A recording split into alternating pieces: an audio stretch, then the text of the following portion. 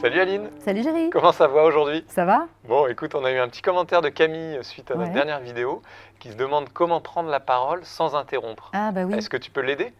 Alors écoute, il va falloir qu'on parle de l'espace de la parole. C'est quoi ça? Dans l'espace de la parole, il y a la place que pour une personne. Ça veut dire que si tu veux rentrer dans cet espace, il faut que l'autre personne sorte. Donc il faut que je m'impose quoi. Non, pas du tout. Il va falloir que tu signales que tu veux rentrer. Oh, comme ça, je lève le doigt comme à l'école. Pas du tout. Comment tu signales? Eh bien d'abord, tu signales corporellement. Par un changement d'attitude, un changement de positionnement, par ta respiration. Par exemple, regarde.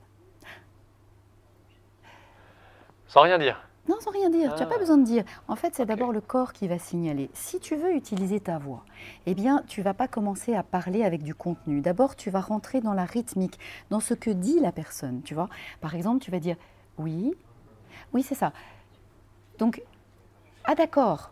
Et en fait, petit à petit, tu vas laisser ta voix, le volume de ta voix augmenter jusqu'à signaler à l'autre personne que tu veux rentrer toi-même dans l'espace de la parole et que donc il faut que, voilà, elle en sorte.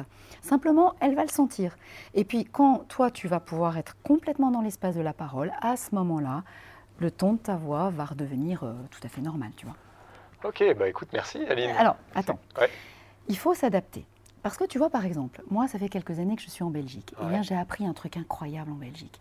J'ai appris à ne pas toujours attendre que l'autre sorte de l'espace de la parole pour y rentrer. Parce qu'en fait, les Belges, ils ne fonctionnent pas comme ça. Donc tu le coupes? Non, je coupe pas. Non, c'est pas tout à fait ça. En fait, ils sont plus vivants, ils sont plus décontractés peut-être que nous.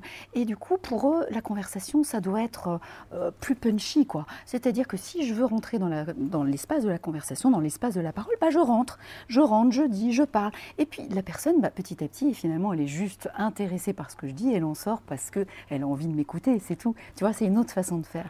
D'accord. Ouais, moi, je trouve que ça vaut le coup d'écouter la personne qu'on a en face et de se rendre compte de son fonctionnement pour peut-être parfois simplement adapter sa façon de faire. Ok, bah écoute, merci Aline. Un petit coucou à nos amis belges. Et puis si vous aussi, vous avez des commentaires ou des questions à nous poser, n'hésitez pas, on se fera un plaisir d'y répondre dans un prochain épisode.